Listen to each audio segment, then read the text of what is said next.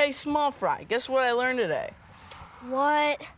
I have more potential than you, so I'll go farther in life than you. Don't bet on it. What makes you so sure? Here, I'll prove it to you. Let's have a skateboard race. Finish line will just be past Alex's driveway.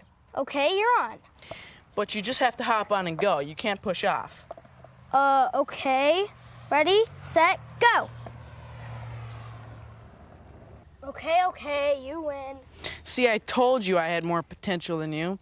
Winning this race proves my point. Okay, I don't know what you're talking about. Maybe Alex will. Now that we're at his house, let's ask him what he thinks.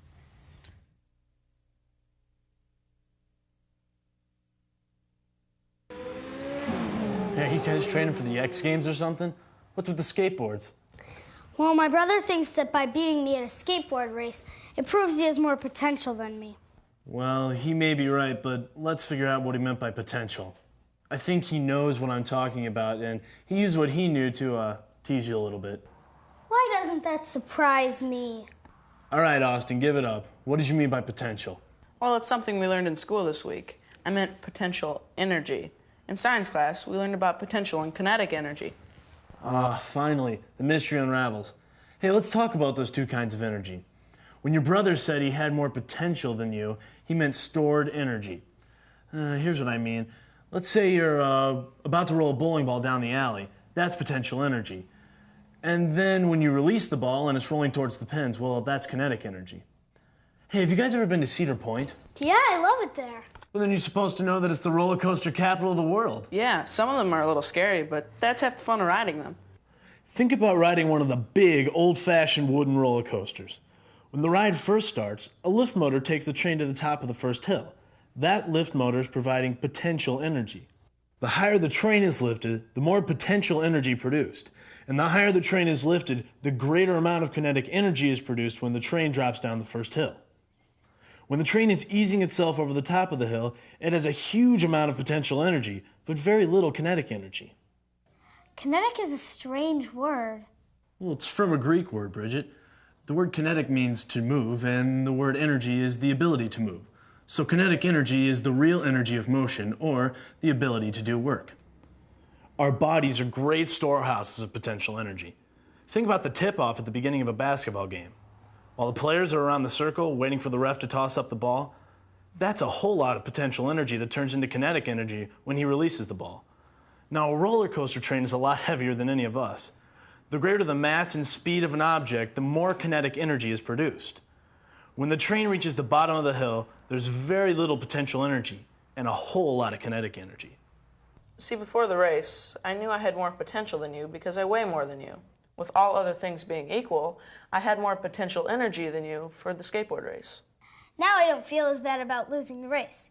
It wasn't a matter of more or less skill, it was simply science. That's right, the physics of energy.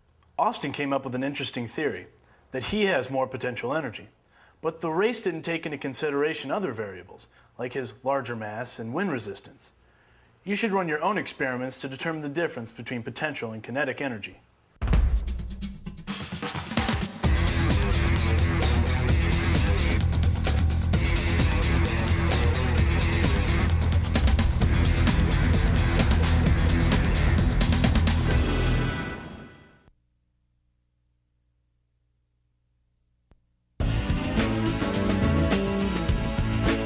That story is, of course, I cracked up right here, hit this rail right here, and the first heat, and I'd won the heat, but the car the steering cable broke, and I crashed right into this rail here. It was wooden at that time, and it crashed, broke the car, it was crashed it. I could look through the car, through the floorboard, to see the ground here, and I thought that was the end of that. Well, they took me into the little first day station. It was right here at that time, right by the rubber bowl.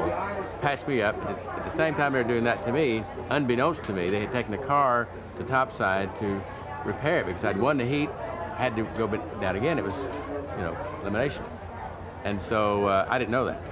So I said, well, what am I going to do now? The car's broken. And we said, we working on the car. And I went back to topside, and there must have been 10 people working on the car to get it back together with baling wire and tape and all that. If you've seen it in the museum now, you'll see it still looks that way. And so, but I was very nervous, and I'd been cut across the chest and hurt. And I didn't really think I should race again. I said, well, you have to. You won the heat. So they put me in the car, had been repaired, lowered me down to the starting line again. And of course, it seemed like every heat after that, I won every heat by a larger margin than the first heat. And pieces of the car falling off every heat as I came down. So that was pretty exciting. It was a blur. Then, of course, I was just so excited. And of course, when I won the final heat.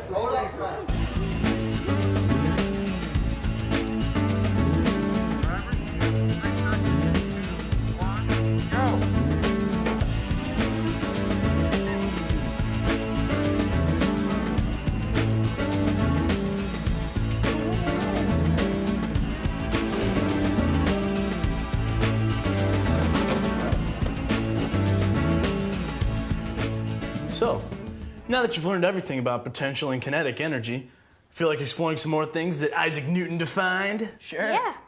Well, Newton didn't just stop at gravity. He also came up with Newton's first law of motion. Sounds complicated. Not really. Newton's first law of motion says an object at rest tends to stay at rest, and an object in motion tends to stay in motion with the same speed and in the same direction unless they're acted upon by an outside force. In other words, objects keep on doing what they're doing. What do you mean? Well, let's say you're driving home from Cedar Point and you stop at a fast food restaurant for a snack and a cold drink. Then your dad leaves the parking lot and pulls out in traffic. After pulling out, someone changes lanes in front of him and he slams on the brakes. If you had the lid off your drink, what would happen? The drink would spill all over the back of Dad's seat. Oh, what a mess. Right. Why? Well, the drink is moving and the car is moving. But when Dad slams on the brakes, the car stops moving for a few seconds, but the drink keeps on going. Exactly. There's one more little thing you should probably know about motion. What? Inertia. The tendency for something to resist a change in motion. A good example of this is when your car brakes to a stop. If you don't wear a seatbelt, you'd keep moving when the car stops. The seatbelt is one of those unbalanced forces Newton was talking about. So what's the worst that could happen to you when a car comes to a stop and you're not strapped in? Well, we could end up like crash test dummies. Yeah, and that could put a quick end to your soapbox derby racing days. What other examples of Newton's laws can you think of? What about waterfalls? That's a perfect example, especially one caused by a dam. The dam is a stationary object, and the water behind the dam is moving, but it runs smack into something that doesn't move, so it's rushing over a spillway to keep on moving. What about football players plowing into tackling dummies? Yeah, dudes, now you're getting the hang of things. Those are all examples of potential energy, kinetic energy, motion, and inertia. Just remember, at the Soapbox Derby starting line, the rules make sure that everyone in the race has the same potential energy at the top of the hill. They do it by having every car and driver combination in each class weigh exactly the same. I'm just glad to know that because of the weight rules, I'll have as much potential next year as the boys I race against when I enter next year's Soapbox Derby.